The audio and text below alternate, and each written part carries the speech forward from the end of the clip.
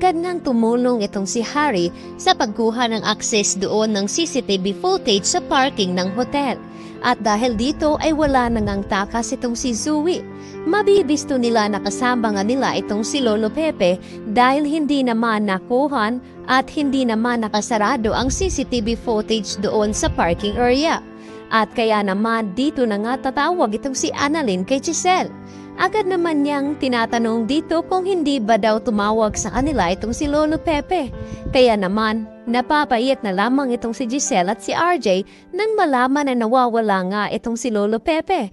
Dahil bago pa man daw ito na lilipad sa papuntang US, ay tumawag muna ito sa kanya na kailangan daw muna nilang magkita sa personal.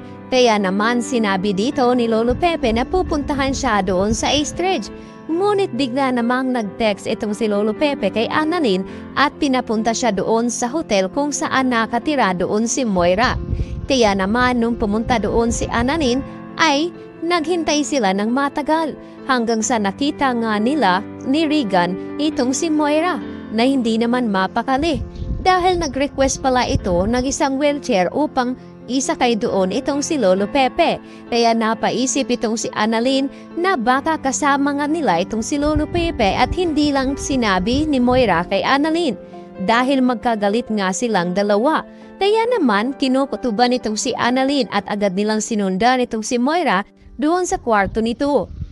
Ngunit hindi na nila ito naabutan. At laking gulat nga nila dahil doon sa kwarto ay nakita nga dito na may mga basag na bote. At ngayon ay nababahala si Annalyn at agad itong ipinapaalam dito ni Giselle.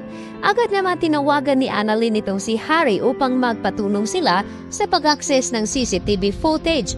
Ngunit mabilis nga itong si Moira ay agad naman nilang isinakay itong si Don Pepe sa sasakyan. At sinabi nga dito ni Moira na doon muna nila itago itong si Don Pepe sa bahay dito ni Nerissa.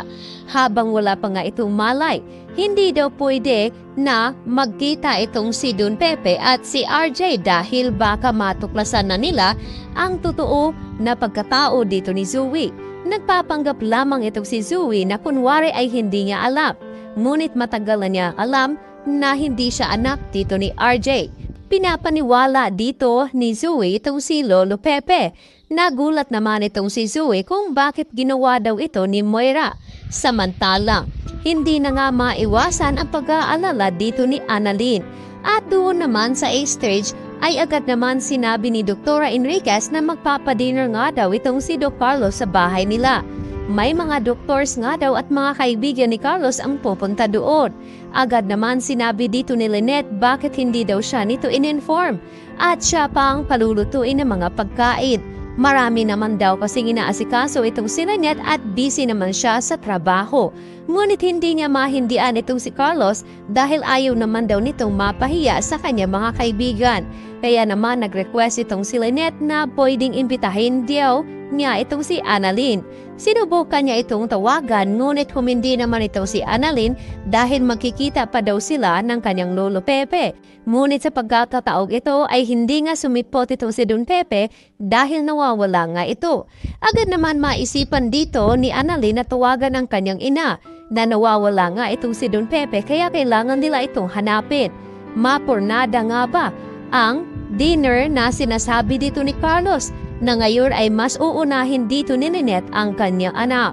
Dito na ba masisiwalat ang buong katotohanan kapag nahuli nila itong si Zoe at si Moira na magkasapuat at pati na rin itong si Carlos?